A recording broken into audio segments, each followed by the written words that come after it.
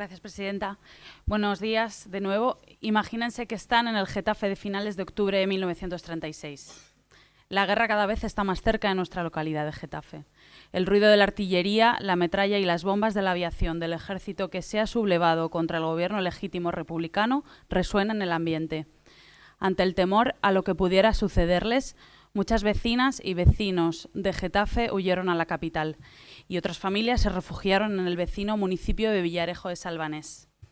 Desde allí, muchos trabajadores y trabajadoras de la localidad se tuvieron que desplazar hasta Cataluña, donde se reimplantaron las principales industrias, nuestras industrias de Getafe, como construcciones aeronáuticas, que concretamente se reubicó en Reus.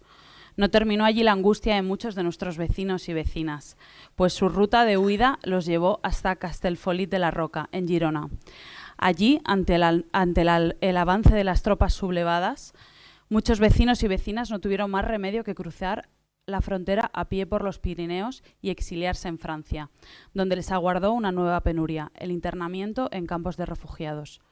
Sus nombres, los nombres de estos campos de refugiados los conocemos: Argelès-sur-Mer, Gourges, Sepfond, Saint-Cyprien. Incluso hubo algunos que acabaron en campos del norte de África, como Tomás Herreros Pérez, en Benaba. Allí vivieron en condiciones infrahumanas, a consecuencia de un gobierno francés que les tuvo bajo detención administrativa y que no reconoció el estatuto de refugiado político a los republicanos españoles. La situación de los exiliados en Francia se complicó aún más tras el comienzo de la Segunda Guerra Mundial y la derrota del gobierno francés frente a los nazis. Muchos fueron identificados como Rot Spaniards o rojos españoles, a los que se les llevó a centros de detención y clasificación, o Stalag. Desde allí solían ser enviados a organizaciones de trabajos forzados dependientes del gobierno nazi, como el Servicio de Trabajo Obligatorio, donde fue recluido uno de nuestros vecinos, Eusebio Martínez Hernández, quien murió obligado a trabajar para dicho servicio. Y muchos otros terminaron en campos de exterminio, por donde desfilaron miles de españoles y españolas bajo el silencio cómplice del gobierno franquista, que no hizo absolutamente nada en defensa de estos ciudadanos. En total, hubo unos 10.000 españoles y españolas internadas en campos de exterminio nazi, como Cecilio López Galeote y Antonio Ramírez del Campo, vecinos de Getafe que estuvieron recluidos en el campo de concentración de Mauthausen-Gusen y fueron asesinados en 1941 y 1942 respectivamente.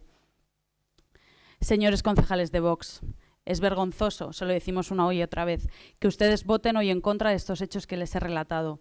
Cualquier persona con un mínimo de empatía, una defensa, una acogida de los derechos humanos y que se diga defensora de la democracia se ruborizaría ante esto que les acabo de relatar. Pero ustedes, por supuesto, no, porque su partido prefiere idolatrar a regímenes totalitarios y seguir en la lógica de los bandos, de esos que nos hablaba anteriormente. Destruir fotografías de las víctimas y blanquear a quienes perpetraron o apoyaron el golpe de Estado de 1936 y la dictadura. Les dan absolutamente igual el rigor histórico, sus investigaciones, que ya hayan realizado en las últimas décadas y que han desmentido esos relatos sesgados que nos comentaba sobre el franquismo, o los testimonios personales de los vecinos y vecinas de Getafe que todavía viven, puedo nombrar a Antonia Planels, y los que vivieron en primera persona. Por eso es más importante que nunca que desde las instituciones públicas desarrollemos políticas de memoria que frenen sus bulos y que profundicen en los principios de verdad, justicia, reparación y garantía de no repetición. Porque desde Más Madrid Compromiso con Getafe sí queremos una sociedad democrática que tenga memoria de todas aquellas personas que lucharon para conseguirla y que defienda la libertad, la igualdad y la fraternidad de los pueblos. Este pasado 8 de mayo sirve para recordar y conmemorar a estas personas exiliadas, a los que sin su lucha y reivindicación sin cesar para devolver a este país las libertades que les arrebataron desde el exilio y desde la clandestinidad, ninguno de nosotros y nosotras estaríamos sentadas aquí. O quizá ustedes sí. Y por eso invierten tantos recursos en dar la batalla a la verdad y a cercenar libertades. Nos repugna su complicidad con el franquismo, el nazismo y todos los totalitarismos que han existido y existen, como el que estamos viviendo en Palestina con Netanyahu. Sus políticas racistas y machistas de odio y división no tienen cabida en nuestra sociedad y el Ayuntamiento Pleno se lo demuestra en cada una de sus sesiones. Aprendan de sus compañeros del Partido Popular que aparentemente, aun siendo herederos del franquismo, van a votar hoy a favor de algo que no va de ideologías, sino de derechos humanos. Muchas gracias. Gracias. El grupo